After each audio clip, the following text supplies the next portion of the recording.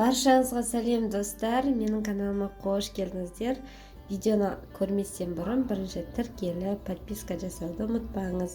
Бүгін қазы жасаймыз, ол үшін бізге чеснок, тұз және тұздың үстіне қара бұрыш сеуіп араластырып аламыз. Барлығын бір ыдысқа араластырып, жылқының еті, соған ұзынша етіп кесіп, осылай тұз бұрышымызды жақсылап жағып шығамыз. Жаққаннан кейін шегі, яғни жылқының өз шегі, немесе менікі бұл жерде сиырдың шегі.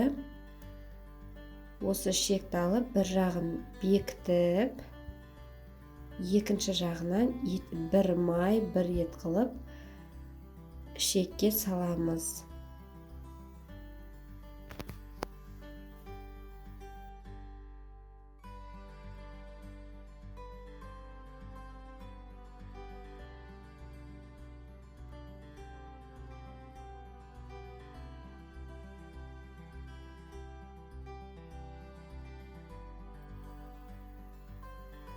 Дәл видеодағыдай етіп, етін майын салғаннан кейін шекті итеріп отырыңыздар міндетті түрде. Сол кезде қазыларыңыз кейін тығыз әдем болып шығатын болады.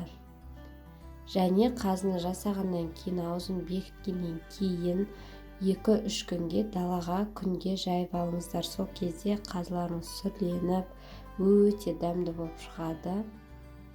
Қандай етпен ассаңыздар да дәмін ерекше келтіретін ол қазы.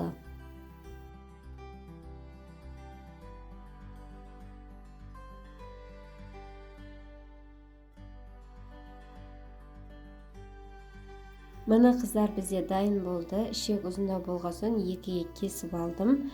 Және де екі жағын міндетті түрде зубочисткамен бекітіп, оның астынан жіппен міндетті түрде байлаңыздар.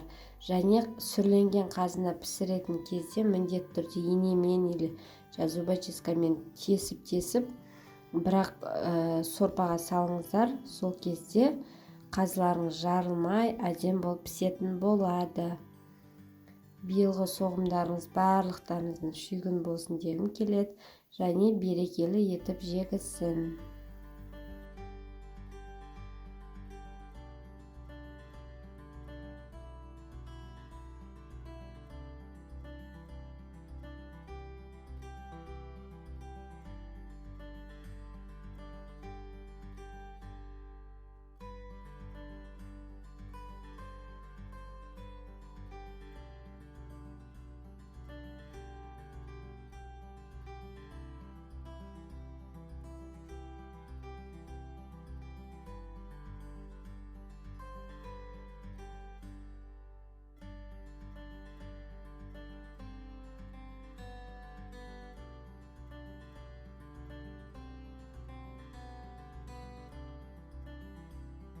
Қазылар, енді осыны 2-3 күнге далаға кептіріп аламыз. Өте күшті болып шығады. Жасап көріңіздер міндетті түрде.